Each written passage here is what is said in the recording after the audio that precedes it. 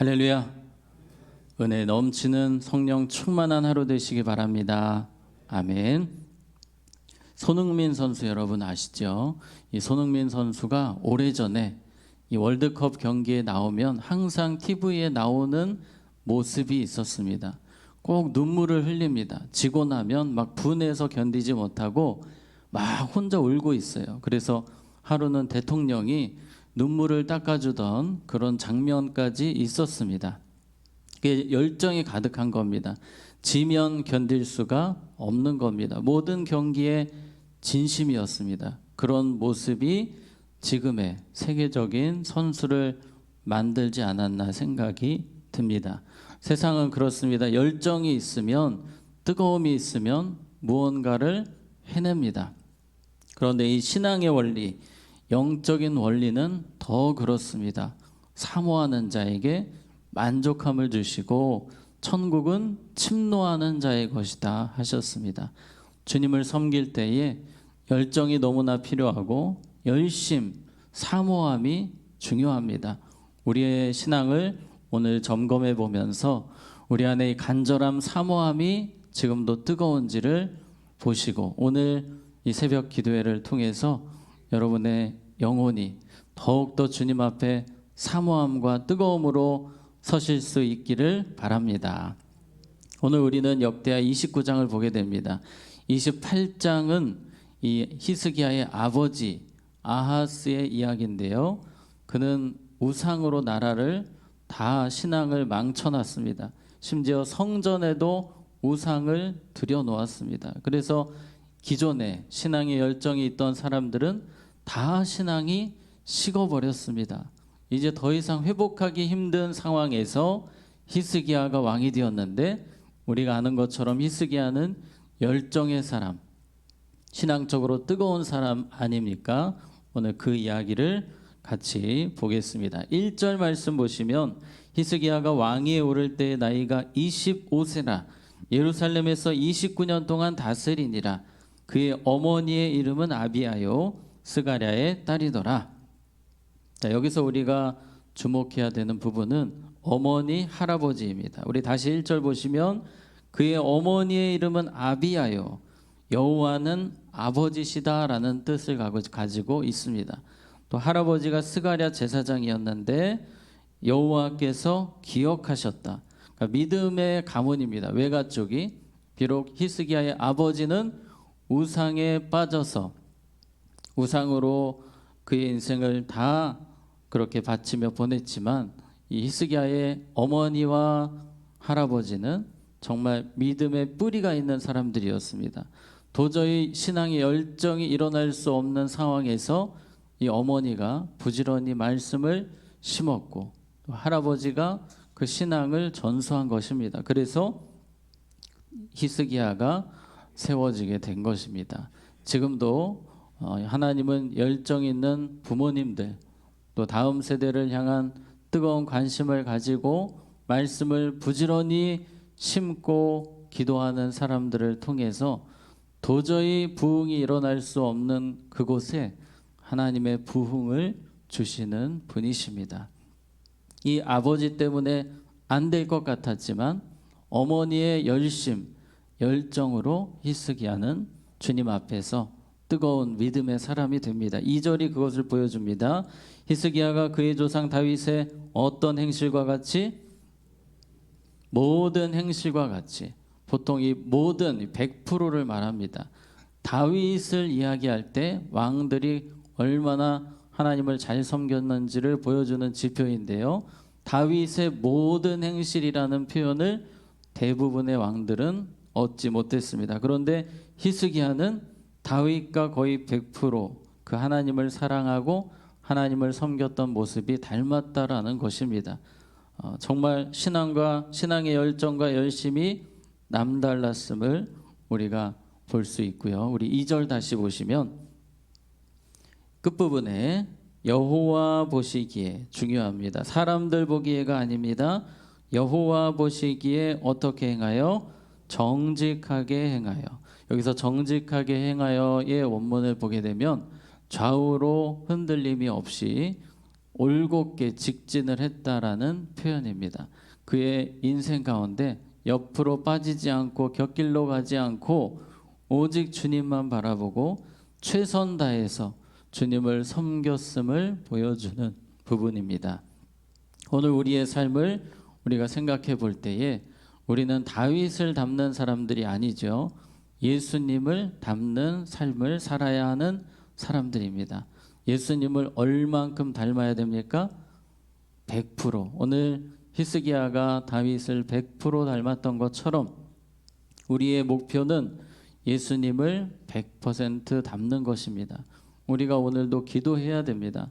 예수님의 사랑, 예수님의 온유, 예수님의 겸손, 예수님의 기도, 우리가 더 온전히 닮아갈 수 있도록 우리는 기도해야 합니다. 그런데 열정이 없으면, 사모함이 없으면 예수님 닮을 수 없습니다. 그래서 우리는 오늘 이 새벽에 그 열정, 열심, 사모함을 회복해야 하는 것입니다. 자, 3절 말씀 보시면 첫째 딸에 여호와의 전에 무엇을 문들을 열고 수리하고 예배의 회복에 최선을 다했다는 것입니다.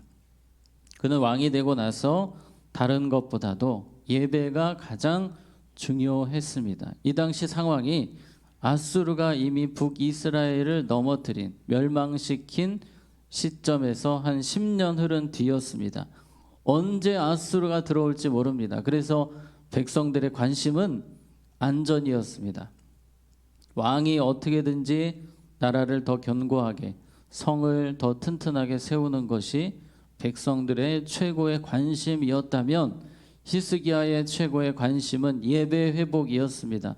성전이 다시 정상적으로 돌아가는 것이 히스기야의 최고의 관심이었습니다. 그래서 히스기야는 왕이 되고 나서 다른 것은 둘째 문제고 오직 성전 회복, 예배 회복에 모든 것을 쏟았습니다. 왜냐하면 성전 예배가 회복되지 않으면 다른 것 아무리 열심히 해도 하나님의 은혜가 그곳에 없기 때문에 모래성과 같이 다 무너지기 때문입니다.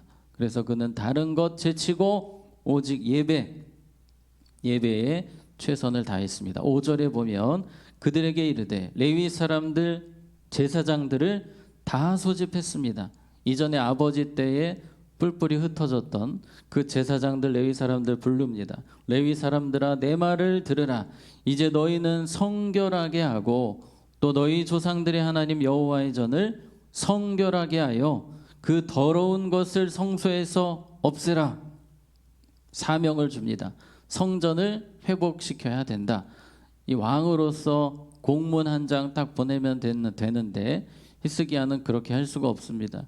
지금 열정이 충만하기 때문에 제사장들 다 소집하고 레위 사람들 다 소집해서 정말 간절히 부탁을 합니다. 열정을 다해 그들에게 이야기를 하는 것입니다. 제발 성전을 거룩하게 해주십시오. 그리고 성전 안에 있는 더러운 것들을 없애야 됩니다. 5절 끝부분에 보시면 그 더러운 것을, 우상을 말해요. 지금 성소에 우상이 있습니다. 그 우상을 다 때려 부수라는 거예요. 이게 상당히 두려운 일입니다. 왜냐하면 아버지 아하스가 성전에 우상을 놓았는데 그 우상은 아수르의 우상입니다. 아수르에게 잘 보이기 위해서 우상을 갖다가 성전에다가 세워놓은 거예요. 정치적인 이유로 나라를 살린다는 명목하에 아수르에게 잘 보이기 위해서 하나님의 성전에 우상을 갖다 놓았습니다. 이거를 때려 부수는 순간 아수르의 공격 대상이 될 수 있고 아수르와 틀어질 수 있지만 그건 하나도 중요한 게 아닙니다. 지금 히스기야는 누구만 보입니까? 하나님만 보이는 거예요. 다른 여러 가지가 안 보이고 오직 하나님의 기쁨만 보이는 것입니다. 자, 8절에 여호와께서 유다와 예루살렘에 진노하시고 내버리사 두려움과 놀람과 비웃음거리가 되게 하신 것을 너희가 똑똑히 보는 바라. 계속해서 제사장들 레위인들에게 설교를 하는 겁니다. 여러분들이 정말 잘해 주셔야 됩니다. 열정을 가지고 섬겨 주셔야 됩니다. 우리나라가 사는 것은 오직 하나님께 예배함에 있습니다. 우리가 신앙을 회복해야만 우리 민족이 세상의 비웃음거리가 되지 않습니다. 과거의 다윗과 솔로몬 초창기 때만 해도 이스라엘이라는 나라는 모든 주변 나라에게 두려움의 대상이었지만 지금은 비웃음거리가 되었거든요. 왜 그렇습니까? 신앙 때문입니다. 히스기야는 지금 그 역사를 아는 거예요. 하나님과의 관계가 온전히 회복되고 뜨거움이 회복되고 사모함이 회복되면 우리 민족이 다시 살게 된다는 것입니다. 하나님이 높여주신다는 겁니다. 우리의 삶에도 그렇습니다. 우리가 주님을 사랑하면 사랑할수록 신앙이 회복되고 뜨거움이 회복될 때 주님은 우리 가정을, 우리 자녀들을 존귀하게 사용하실 것입니다. 우리 11절 말씀, 내 아들아 이제는 뭐하지 말라? 게으르지 말라.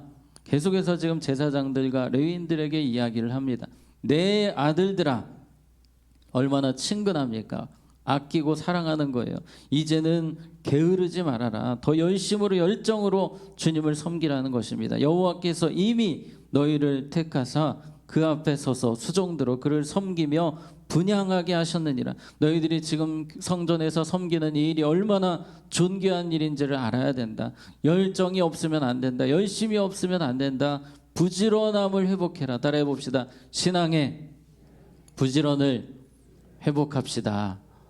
아멘. 신앙의 부지런함을 회복해서 더 열심히 열정으로 주님 섬기는 우리가 될 때 하나님은 우리의 삶에 크신 은혜를 부어 주십니다. 자, 30절에 그 결과가 나옵니다.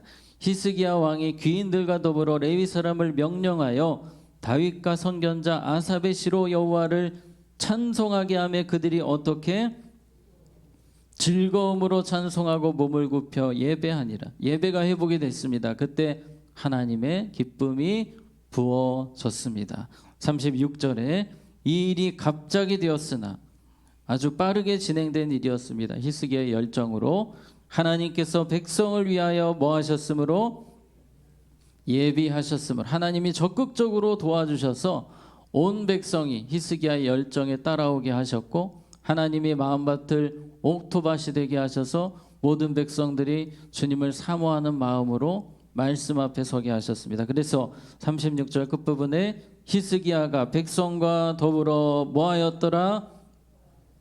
기뻐하였더라. 나라의 안전은 기본이고 하나님이 그곳에 기쁨을 부어 주셨습니다.